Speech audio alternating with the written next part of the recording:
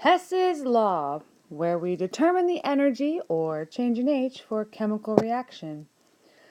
Okay, quick review. If I am endothermic and I absorb energy, the graph looks more like that. Endothermic, I'm going in the dough. I'm absorbing energy. And if I'm exothermic, I am releasing energy. And as my chemical reaction is happening, it looks more like that. Okay, so enthalpy.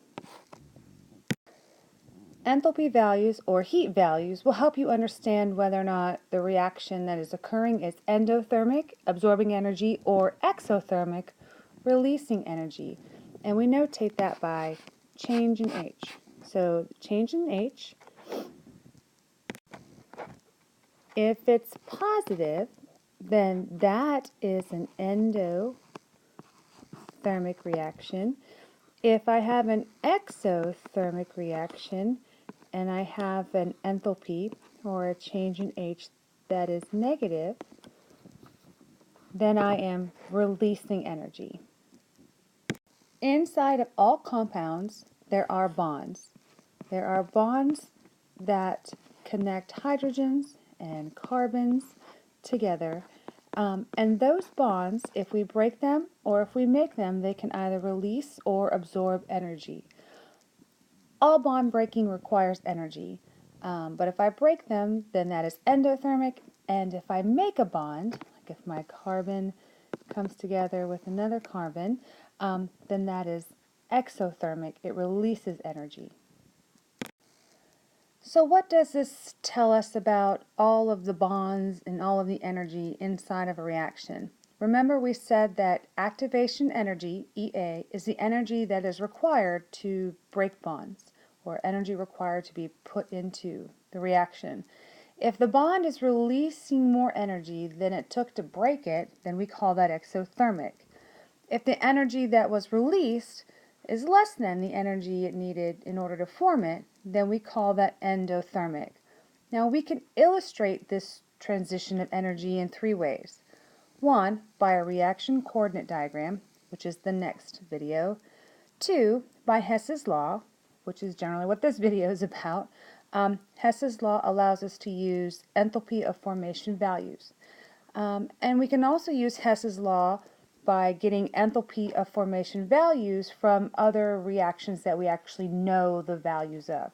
So if we don't know the specific value of one particular compound, we can look at another reaction and get it from there. So to determine the energy change in any chemical reaction, we use Hess's Law. So first, let's talk about how to use enthalpy formation values in order to generate a change in H value. Here are the steps. You first need to write down your reactant side, then write down how many you have using those coefficients. You multiply the coefficient by the enthalpy value, and then you sum it up. You do the same with the side of the products, and then you subtract the products from the total reactants.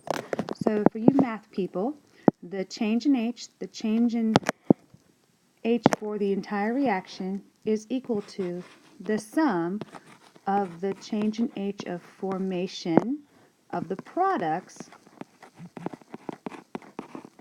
minus the sum of the change in H of formation of the reactants.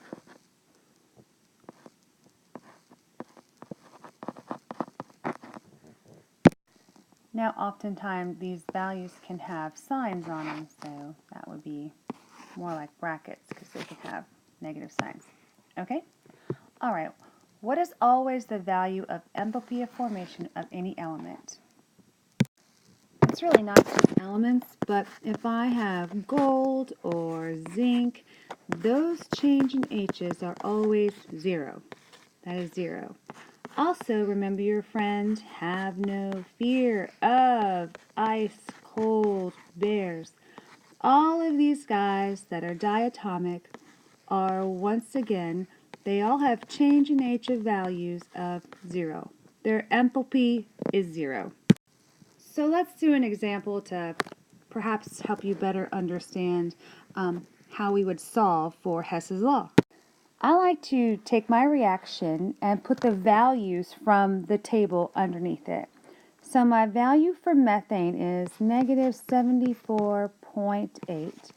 There's my diatomic gas, so that's 0. Carbon dioxide is negative 393.5.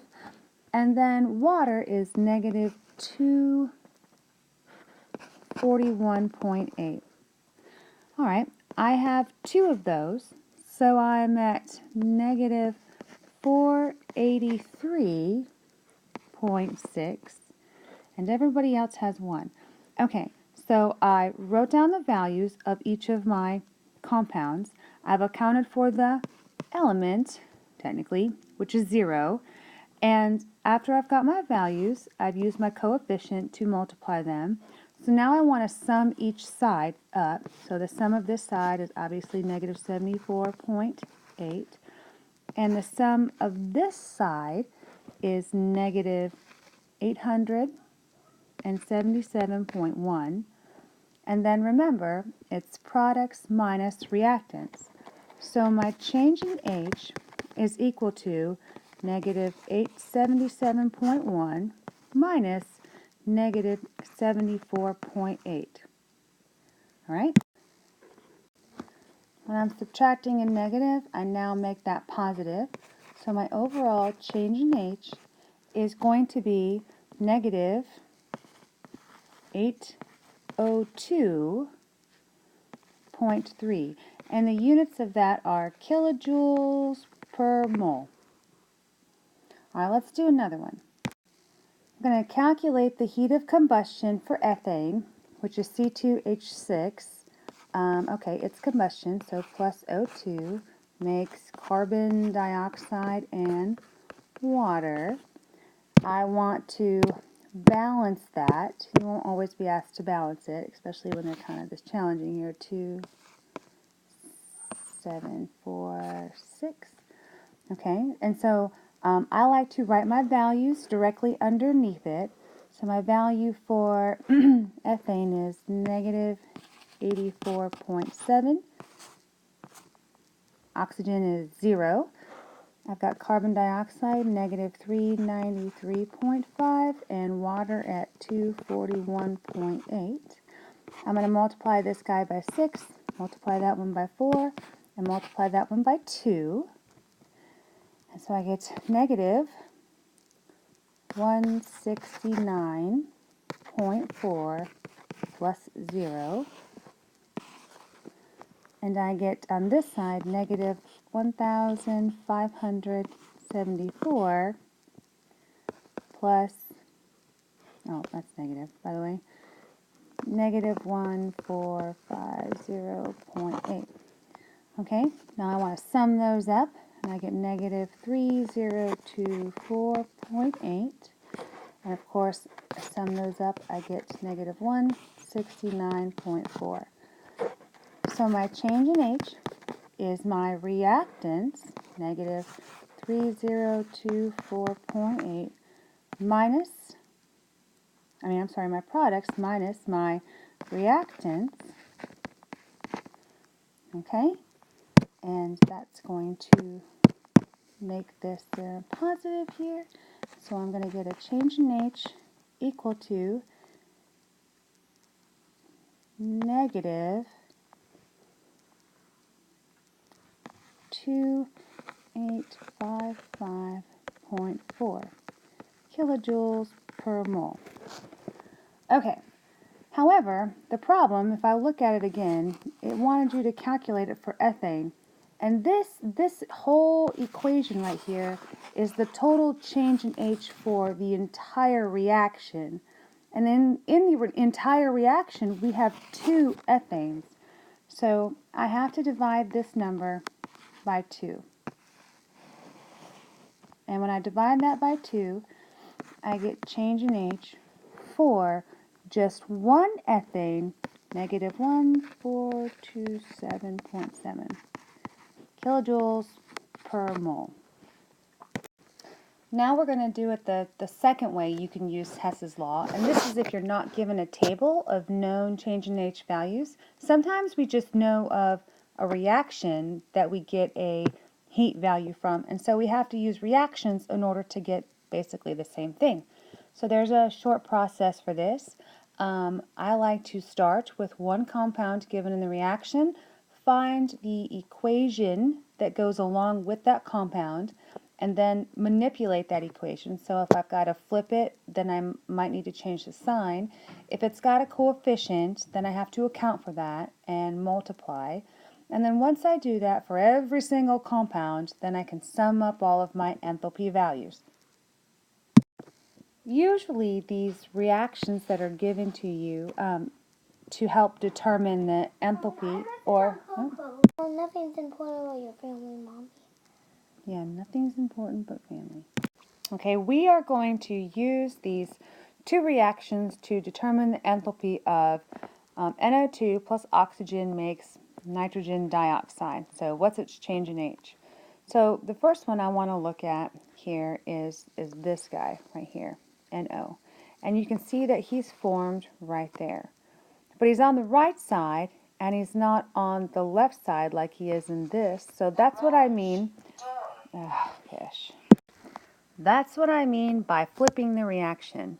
So if I flip the reaction, 2NO makes N2 plus O2, but I also have to flip the sign, which gives me negative 180 kilojoules. All right, now let's look for nitrogen dioxide. In the next reaction, nitrogen dioxide, it's even got a 2, is on the right-hand side, and it's N2 and 2O2 that it took to form that.